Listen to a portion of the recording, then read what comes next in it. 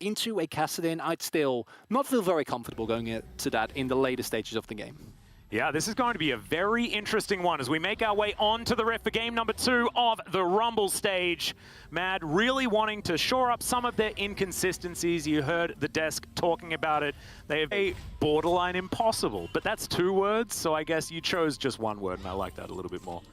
Yeah, it's just really hard with a composition that play around this early game pressure. That's a big old flash in. Kazi immediately going to flash out as well as the heal is also used. So that's trading up when it comes to the summoner spells, but definitely trading down when it comes to taking way too much damage here on the Kaiser. As Kaiser flashes forward, not going to get in range to stun up Praedyth, and now the pause is going to ensue. So already cheater here on Praedyth's side. Interesting that he's going to go for that one. The protection there of Decoy is in goes Kaiser. Immediately the Shield of Daybreak will be broken as Kazi comes on forward. The flash, and Praedyth will keep himself alive, but Pentanet.gg now in a say that. Oh, Praedyth. And immediately we've got the double taunt to come through from Decoy, immediately able to answer the Zenith Blade, and then backing away. So we're all fine. However, on the top side of the map, Elyoya gonna flash on forward, misses the first harpoon, lands the second, but Biopanther makes it to his inner turret just fine.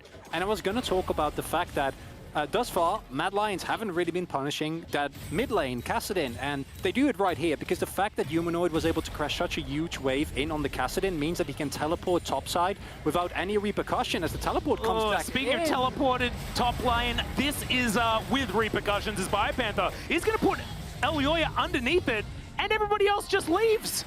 All right, that's one way of doing it. Is Kaiser finally going to catch up with Praedyth? Kazi locks down the kill in the 2v2 on the bottom side of the map to answer. Play of that top lane for a second because we've got some action here in the mid lane as well as Humanoid going to get that shockwave onto only Chaz as the flash does eventually come out. And that is going to save Humanoid's life, but not going to be as safe there. Nothing towards Biopanther. Yep, just going to walk away from that blue buff, as you can see, over the wall there as Biopanther is pushed way too far forward, now realizing that he wants to go in. The Disdain not going to connect, though, as Armor's just trying to cut this one out, and he's going to be able to do so successfully. That is the kill going over to the Gnar, as Pentanet.gg will start off this Dragon, at least as a consolation prize. As yet another fight in bot lane. More aggression, another double taunt, though, there from Decoy, just to try and get Kaiser away. Praedyth, I mean, the target on this guy's back at the moment is just ridiculous. Mad are really diving on top of him every opportunity that they get as the ward goes down. Armit's in a little bit of trouble here as the Disdain's good. Gnar into the wall, though, as the crush comes out, and Armit is pressure. There's another one. Solarflare comes out this time as well as Decoy is going to be the target. Justice Punch is interrupted by the Leona so beautifully. And that is going to be Galio taken down. The first time that they don't go for Praedyth, they managed to grab that kill as Decoy still had flash. And as mentioned before, the problem with the Penta provide that much in terms of combat if you're not the one setting up the play. And another dive here on top side. Yeah, that's a big Gnar into the wall there as Biopanther is going to be able to get himself out of the way. There's the flash as Elyoya trying to catch up. There are pesky minions in the way. There's the heroic entrance as the flash forward onto Armit. The taunt comes down, and Decoy's just going to do it by himself. Pabu gives up on him, and Elyoya now has to flash to get out of the way of Pabu, who's running after him as best he can. But thankfully, Scrap Shield for Elyoya is going to be able to keep him safe. Chaz underneath his turret, exactly where Kassadins like to be in a lot of the cases, as Praedyth finds Kaiser.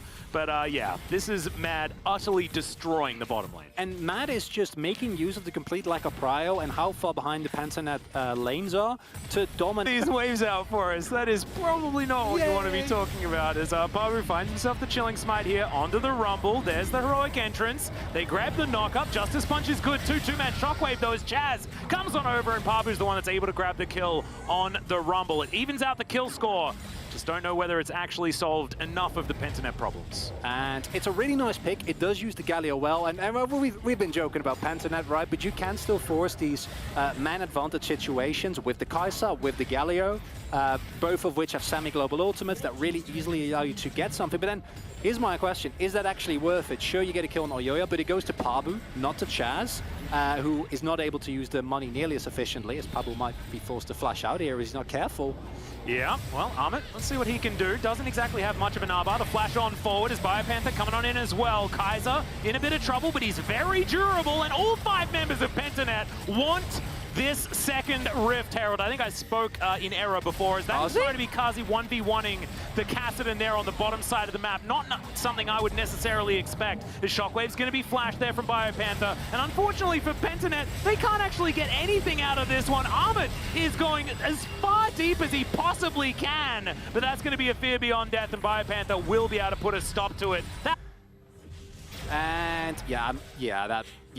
spotted out, just gonna zoom into the wall. Okay, not a lot that you can do there.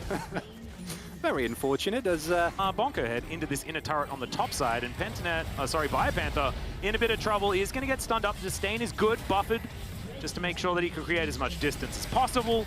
The damage has been done. As now Praedyth is just going to get found out by Humanoid, just standing his ground though, and 1v1s the Orianna, soaks all of the burst and says he doesn't care. Beautifully played by Praedyth, that not even level 11 and still able to just win that straight up 1v1. And we joked about her not having the longest range. What he gets in return, as a BioPanther should not go in. Yeah, he's dead. Yeah, you can probably continue. Yeah. Sorry about that, BioPanther.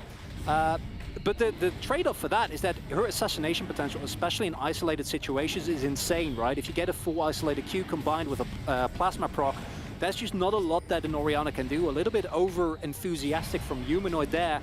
And it leads to a Drake, and a Drake means that Matt's going to take longer to scale up. 5,000 gold lead, and perhaps that is going to be extending. Armit down to about 50%, trying to find the safety of his inner turret. Kaiser comes down as well as Pabu. Gives him a bit of a slap. Praedyth once again going to find Humanoid, this time not going to be able to grab the kill as he turns around, looks for that one auto. As Kaiser gets on in there, the equalizer is going to give Praedyth an exit, but it's via the Death Chamber. Teleports in to look for a kill, but Decoy makes it out. Chaz may not be as lucky as 3 members of MAD have found him and will be able to put the Kassadin away. There's people getting caught in side lanes, they're almost kills, they're solo kills, there's 1v1s, there's attempted 1v1s where you get punished.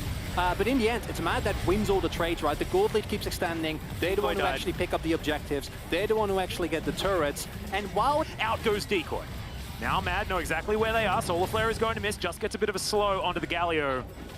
They do back away yet again. Flash on forward. 2-man taunt comes on in. It's Pabu trying to stun up everyone. The heroic entrance is beautiful, but it's not going to be enough because he dies in the meantime. But they do get the Vayne. And that is the main thing. Support for AD, you'll take that as Pabu just runs into 4 people. That is not ideal, my friend. And Elyoya is now on a rampage as a result. That was such a good assassination by Pentanet, and then the jungler of all people walks into a brush in there somehow, and then you can layer. Your secondary initiation is really good, but your primary initiation really isn't, and that makes it so much harder. That's why Matt can just move forward with impunity. Yep, flash on out here from BioPanther as Solar Flare is going to go wide due to that.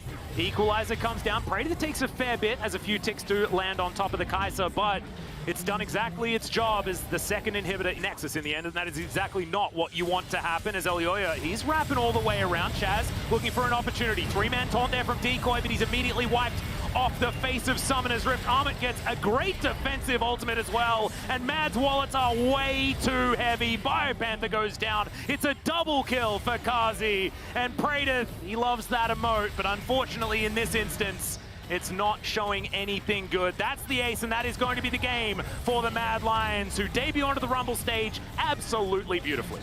And in terms of kills, you know, there were a couple of 1v1s that didn't need to be taken, but the core thing is, as Mad have done, they get the win, and their objective control, I think, was beautiful here, because